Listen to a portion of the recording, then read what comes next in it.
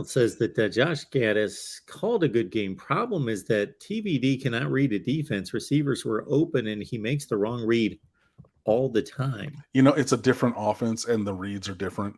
And so there is an element of struggling with that. I'm not going to lie.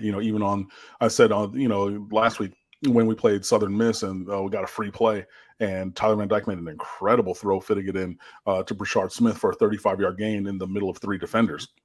Up that same sideline, Keyshawn Smith is butt naked, wide open, doing backflips and cartwheels. Yeah. Right.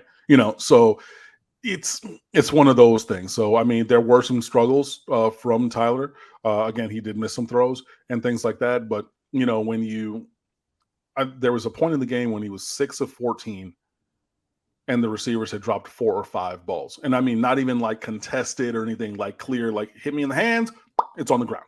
Like, and that, even if you call it 5, but you get 3 of those 5, you're already at 9 out of, you probably have fewer attempts. So, instead of 14, you're probably 9 out of 12 or 11 and moving the ball and doing some things. So I'm not saying that Tyler is perfect, but there is a clear disconnect and mismatch between, who he is and what he does well versus what's being called, as opposed to last year, which Rhett Lashley and he were simpatico. I mean, they were on the Ted. They were on the same level. And I mean, Rhett Lashley was like, cool, I know exactly what to do with this kind of quarterback. I see exactly what he does well. Boom. And again, I don't bring up smash, that route concept, idly.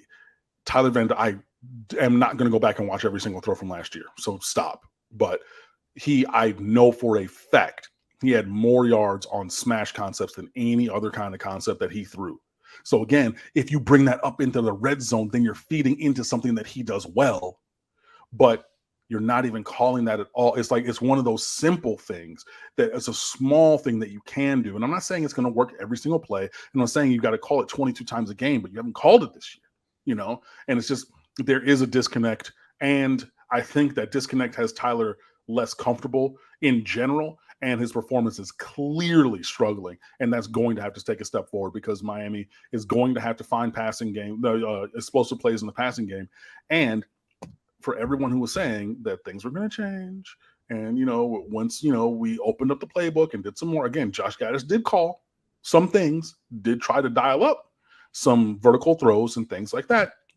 The rate of explosive offensive plays for Miami is lower now than it was before the Texas A&M game. So for everybody saying that, fine, we're just going to open it up and everything is going to get better, it's actually continuing to get worse.